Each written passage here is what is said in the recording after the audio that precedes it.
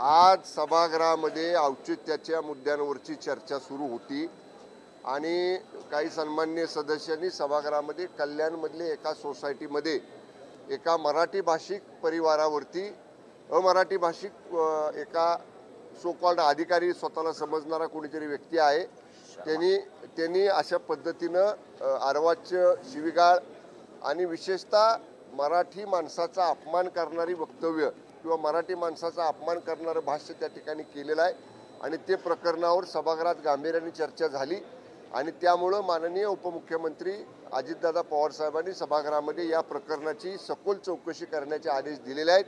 अधिकारी किती वरिष्ठ स्तरावरचा असला आणि किती मोठ्या पदावर जरी काम करत असला तरी कुठल्याही जाती धर्माच्या व्यक्तींचा असा अवमान करण्याचा अधिकार घटना संविधान कोणालाही देत नाही। हे राज्य कायद्यानं चालणारं राज्य आहे। त्यामुळे या अधिकाऱ्याच्या संबंधित जे उपस्थित केलेला आजचा मुद्दा होता सभागृहामधला त्याचा सविस्तर चौकशी अहवाल शासनाकडून या ठिकाणी तातडीने मागवण्याचे आदेश दिलेले आहेत। हा अहवाल प्राप्त केला जाईल आणि या अहवालामध्ये ज्या बाबी समोर येतील त्याच्यामध्ये जर तो सो कॉल्ड अधिकारी आहे जो मराठी भाषिकांना मराठी माणसांना अवमानकारक अपमानकारक अवहेलनाकारक अशा पद्धतीचं बोलतो आहे हे जर त्या चौकशी अहवालामध्ये सिद्ध झालं तर त्याच्यावर कडक कारवाई करण्याचे निर्देश माननीय उपमुख्यमंत्री अजितदादा पवारांनी सभागृहामध्ये दिलेले आहेत। तुमच्या आधी इकडे आदित्य ठाकरे आले होते, त्यांनी असा आरोप केला की या सरकारने गेल्या वेळी हे 2.5 वर्ष सरकार होते एकनाथ शिंदे मुख्यमंत्री होते त्या काळामध्ये असे प्रकार वाढलेले आहेत। वेज नोंदणीवरून वाद असतील, सोसायटीमधले वाद असतील, मराठी अमराठी वाद असतील, हे वाद मुद्दाम वाढवले जातात असा आरोप त्यांनी गंभीर केला। माननीय आदित्य ठाकरे साहेबांनी हा विषय जर सभागृहामध्ये मांडला असता ते आम्ही त्यांना शोधतोय सभागृहात दिसत आहेत का ते सभागृहामध्ये दिसत नाहीत। ते माध्यमांपुढे येतात इथं बोलतात आणि पुन्हा अदृश्य होतात। त्यामुळे त्यांना जो कळवळा आहे मराठी भाषिकांचा त्याहून ज्यादा कळवळा आम्हाला आहे, सरकारला आहे, माननीय शिंदे साहेबांना आहे।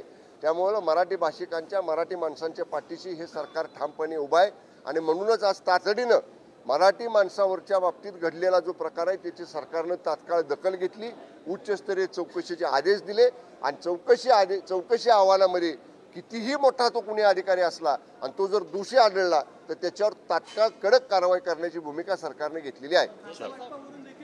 खातेवाटपाचा विषय नंतर माननीय मुख्यमंत्री महोदय बोलतील। वारंवार अशा घटना होत आहेत सरकारकडून काही ठोस कायदा यासाठी काही करण्यात येईल का, काही अध्यादेश करण्यात येईल? नाही या बाबतीत सरकारची भूमिका स्पष्ट आहे। या महाराष्ट्रामध्ये सर्व जाती धर्माच्या लोकांना सलोख्यानं एकत्रपणानं नांदण्याचे राहण्याचे घटनेनं कायद्यानं आपल्याला अधिकार दिलेले आहेत।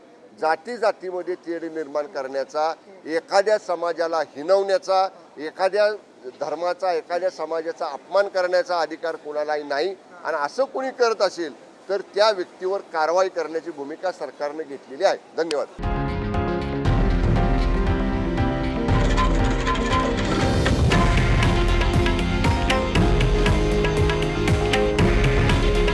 हे आहे देशातील नंबर 1 न्यूज नेटवर्क आणि आपण पाहत आहात TV9 मराठी।